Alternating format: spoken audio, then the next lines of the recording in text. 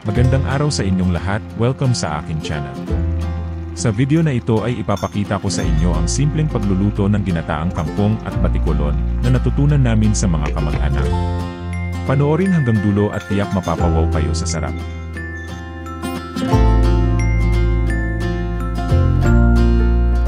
Umpisahan na natin ang pagluluto. Una ay pakuluan ang batikulon hanggang ito ay maluto. Pwede niyong palambutin pa ayon sa gusto niyo. Habang pinapakuluan yung batikulon ay ihanda na ang ibang sangkap. Hugasang mabuti ang kangkong. Pwedeng lagyan ng asin para malinisang mabuti.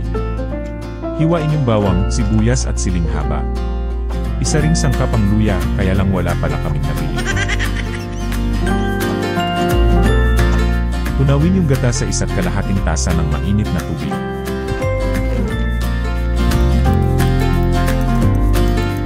Pagkatapos pakuluan ay salain ito at maiwan na lang ang nalutong batikulon.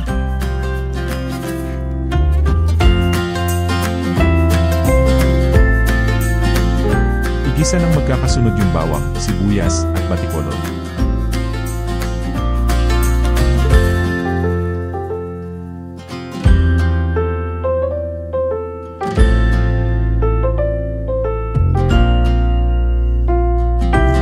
Sunod na ilagay ang kangkong. Takpan at hayaang maluto ng bahagya.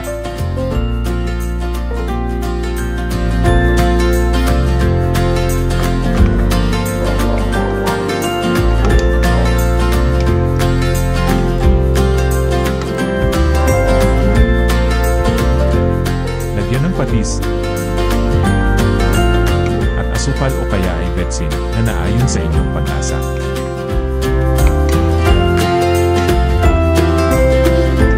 Pagkalipas ng ilang minuto ay pwede nang idagdag yung gata.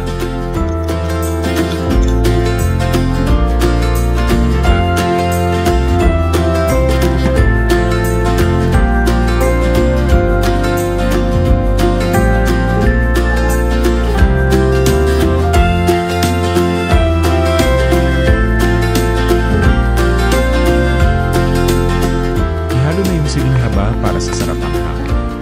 Pwede rin walang sili.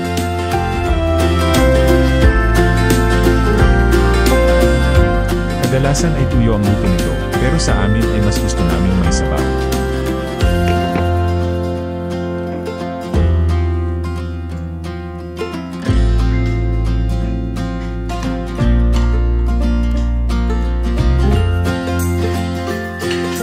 Maraming salamat sa panonood.